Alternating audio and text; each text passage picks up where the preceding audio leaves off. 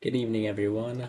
I'm going to be going over the trades I took this week, as well as the missed opportunities and trades I could have taken this week. Today I took two trades and both were losses. I'm going to be looking at these trades and kind of going over what I was seeing, what I was thinking, and why I took what I did and what I can do better in the future. So, starting with Monday, this is the daily chart. I was leaning more bullish on this day after seeing NQ sweep previous day lows and make the rejection. So I actually ended up taking a long on NQ here. So jumping into the 4 hour.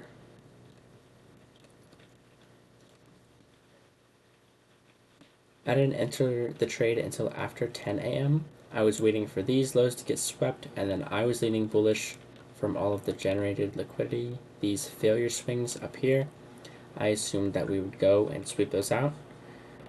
We did not. Spoiler alert. So here's what I saw. Let's see.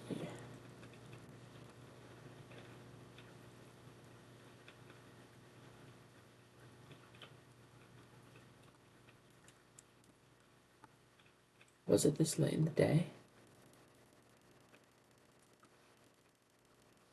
Yeah, okay. So this was the trade I took. I waited for previous day's lows to get swept, and then I entered this long here, and then to let it play out, here's what happened. Stopped out almost immediately, and looking back on the trade, here's what I should have saw. I did see it, but I ignored it because we swept liquidity. This here, this is the seek and destroy profile, where we're creating higher highs, 1, 2, 3, and lower lows. Oops. 1, 2, 3, 4. This just doesn't make for probable conditions in either direction. So looking back, and especially with this being late in the day, it's like 11 a.m. I like to trade closer to 10 or 10:30, and if I'm trading at 11, it should be a really good setup. In this case, it just wasn't. So with this seek and destroy profile, this just shouldn't have been a day I traded at all. I should have saw this higher high and this lower low, then called it there. What I found in hindsight testing over time is that, get rid of this. When candles, probably looks better here. When candles do this, sweeping the high and sweeping the low of the previous candle, I've just started marking these as indecisive candles. So, because you could use it to form the model in either direction. You could call it, I use TTrades fractal model.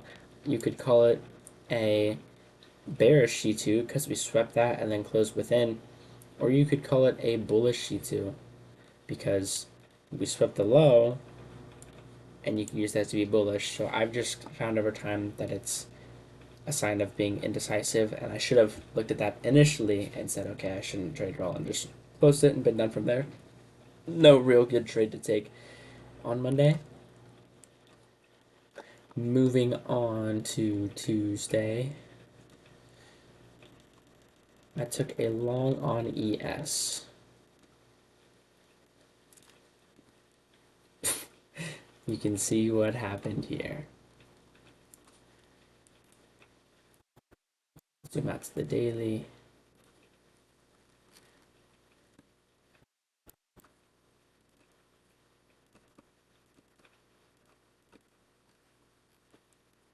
After this bullish close, where we swept this low and then closed within, I thought we would, okay, we're turning around and we're expanding, and I took the trade on ES because we had this daily SMT right here where price on ES did not sweep out Thursday's low, but on NQ we did.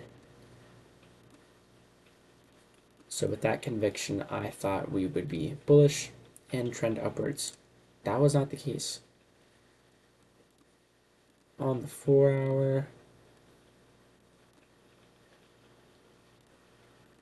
I'm a little too far. Let's go to the 1 hour here. Time. Oh, I removed my entry. I gotta find my entry real quick.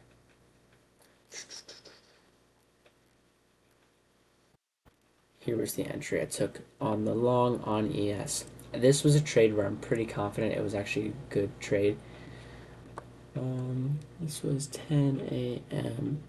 almost on the dot on the 3-minute. Apologies, I didn't mean to delete that. Yeah, here it was. I thought this trade was actually a great trade, and I would totally take this trade again. I don't think there was anything wrong that I couldn't see it in advance. I could have maybe formed a bearish bias on the daily, but it really was exactly what I wanted to see. It just happened to play out in an unfortunate manner. So, let me see what the model was exactly.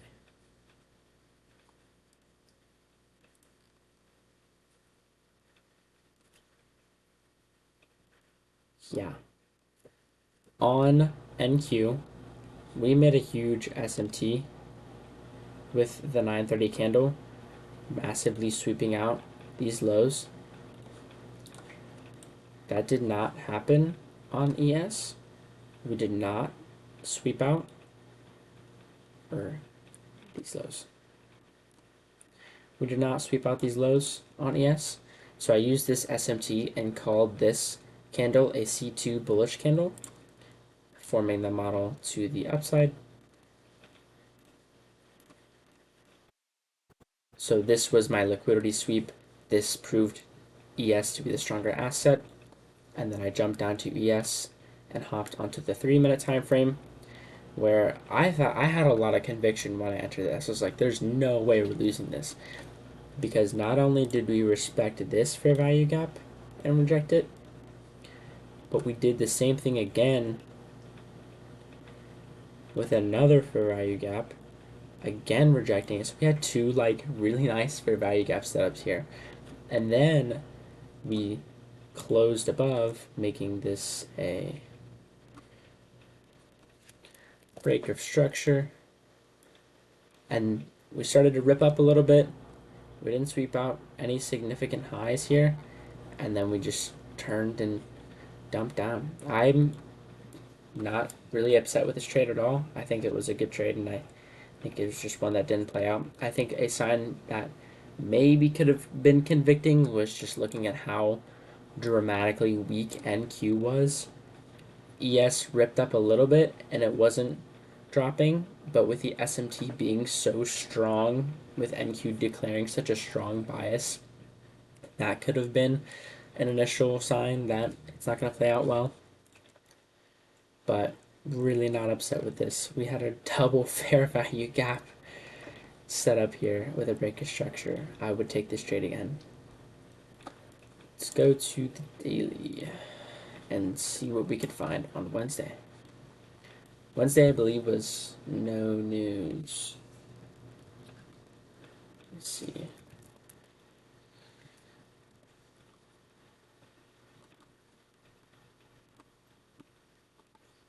Wednesday, we had FOMC at 2. So this could have made for a choppier day. I forget what it looked like. Let's take a look.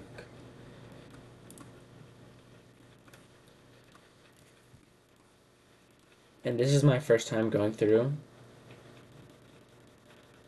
in hindsight on the week and looking for setups, so it may be a little rough here. We'll see. Whoa, huge rip to the downside. Right on 9 a.m.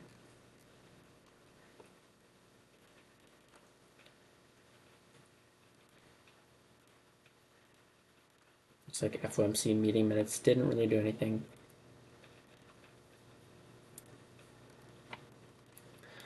Coming into the day,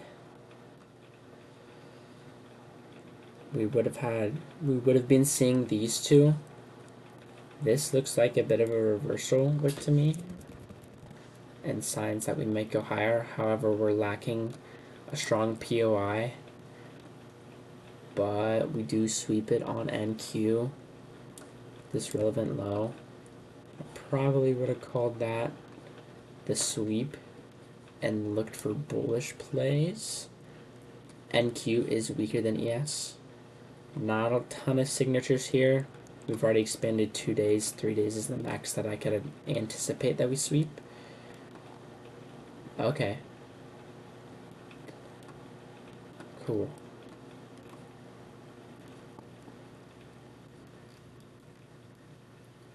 This is actually a pretty clean day here. Let's see if we can find anything on the diagram. So in London session, we make this high and we reject it. That makes this candle a bearish C2. And then on this candle, the 10 a.m. candle, we sweep that relevant low I marked it on the daily, and we make a bullish C2. So that's clean price action right there.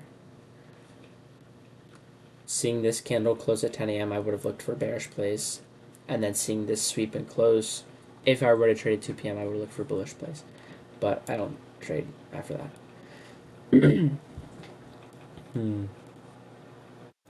We know that NQ is weaker. That's a lot of expansion already. I likely would have sat out or taken a long. Let's see if we can find both though. So NQ, let's focus NQ for a sec. There's a short opportunity here, and then there's also a bullish opportunity here, because we're short until we hit this mark, and then we're bullish because we swept important liquidity. We could either see a new we swept important liquidity. Now we look for a new phase of price. After expansion into a target, we look for a new phase. Perfectly demonstrated by NQ here. Expansion, target hit, new phase. What phase is this? Reversal. So we can trade this ideally in a bullish manner, but it is ideal to be careful because this is really heavy expansion and uses a lot of volume, so we should just beware of that and know that a lot of volume have been used for the day, so we shouldn't expect a magnitude of volume to be used. Demonstrated perfectly by this here. We're not shooting up past the target, we're just retracing in a reversal pattern. So let's look in NQ, because NQ hits the target. Do we? Perfect. This candle, the 930 candle, makes a bearish C2 right here, which means we can treat the same way on here. We can call this one the C2 candle. And then we do have to wait for this candle to close. That would be pretty late in the day. We probably wouldn't trade by now, because this would be 11:30. I am considering trading later, so we will entertain it for this. This close above makes this a valid C3. This would be the C2. Mark this out. C3.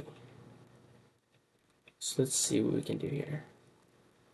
We wait for the C2 closure. We're looking to trade after 10 a.m. a continuation to the target.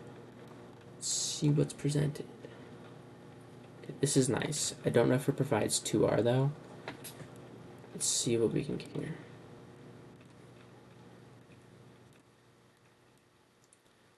Yeah.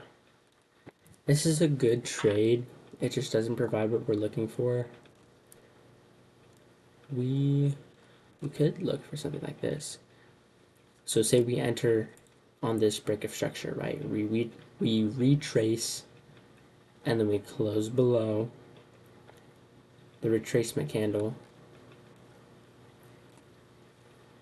and then we retrace again, and then we close below again.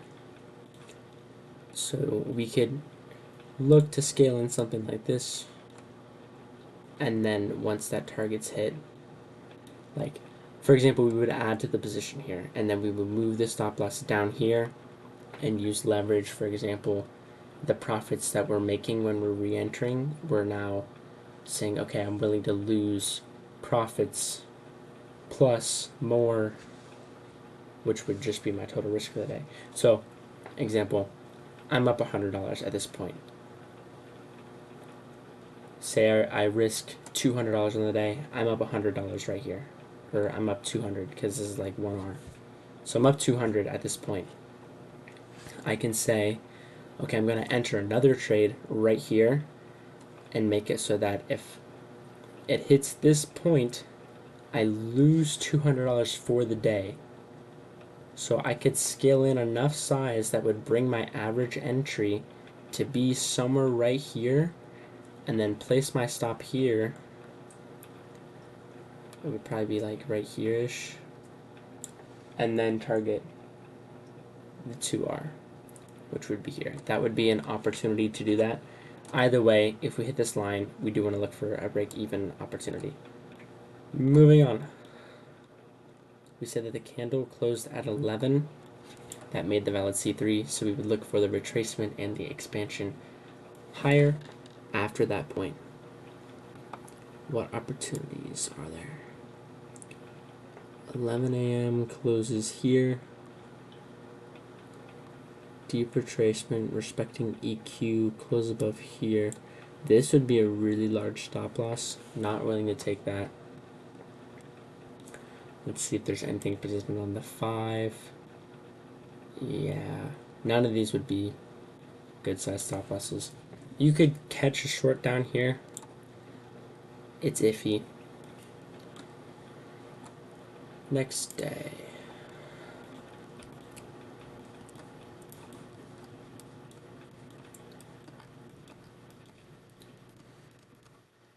This would be on Thursday. On Thursday, we have unemployment and flash manufacturing PMI. I think this was a good day. I know I had to go to the dentist on this day, so maybe it wasn't. I forget. Oops.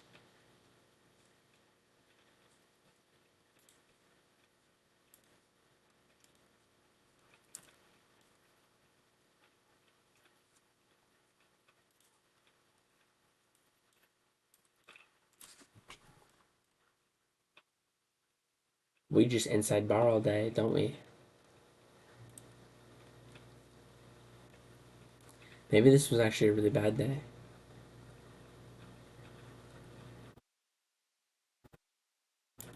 I remember this day. I was looking for shorts.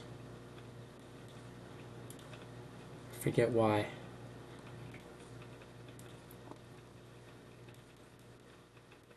Yeah, it was on NQ.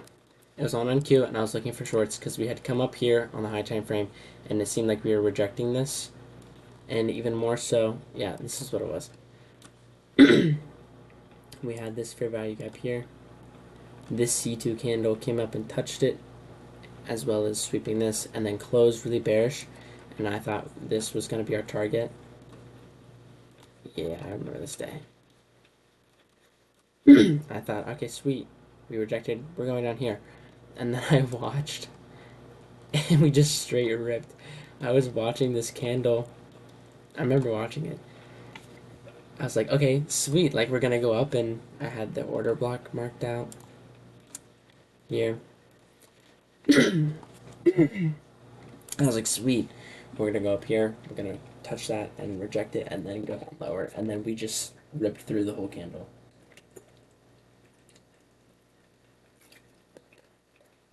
So we could see the same profile. I don't talk this much. Excuse me.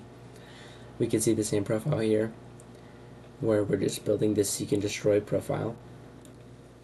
So by this point, I'm seeing a lower low, higher high, lower low, and then as soon as we make this higher high at like 10-12, 10-15, we've got this just aggressive opening shape where we just want to go ahead and say, all right, this is just seek and destroy profiling, where we're just sweeping both sides repetitively.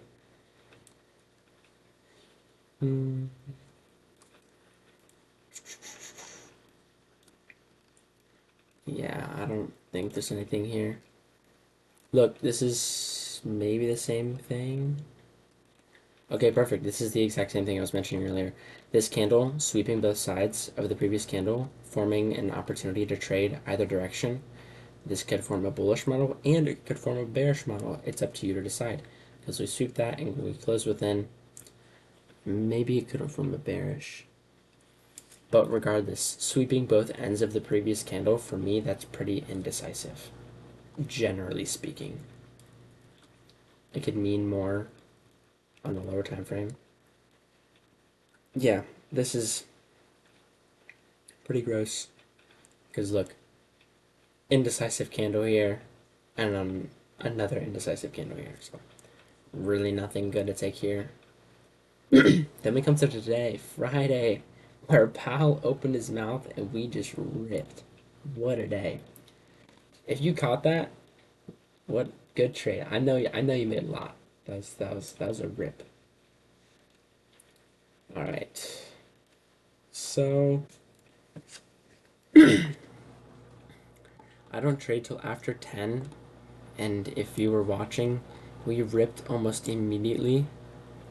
The entire move of the day was done in what? Can I go? Yeah. 50% of the move of the day was done in 60 seconds. 0.68%. Yeah, when you see a move like this happen, number one, it's super volatile, which can be good or bad. And number two, that's the majority of the volume you can expect in a day. Like 0.68%, I'm looking up here by the way, 0.68%, that's the usual size of my take profit, if not larger. Really not something I'm interested in trading. I saw that move and I was just out. Let's see if there's anything I could have taken to go higher. Trading it higher up here is really sketchy because look, we have, this is the phases of price again perfectly. Expansion, we hit some of these targets here, really all of these easy liquidity points. And when we expand into a draw, we can expect a new phase of price. And that's exactly what happens. I really don't think we missed much here. Well, I mean, we missed the obvious rip, but there was no way to trade that because I'm not entering until after 10 a.m. It's just something I found my win rate to be like 20% if I enter before. So really nothing to trade there. Not a horrible week. This was a good week to recognize seek and destroy profiles. So on Monday we had that really nice in an ugly way seek and destroy profile. It was clear I should have recognized that and said, okay, this is seek and destroy. This is not something I should take, and then close the charts there. Tuesday, the trade was good. I would take it again. Wednesday, there were some opportunities to go lower and then not much higher. Thursday, if you got cooked up in the chop, sorry to hear that. Friday, if you caught the power pump, nicely done. I'm just not going to trade that. So, yeah, decent week. Definitely things to improve on. Yeah, we keep swimming till the next week.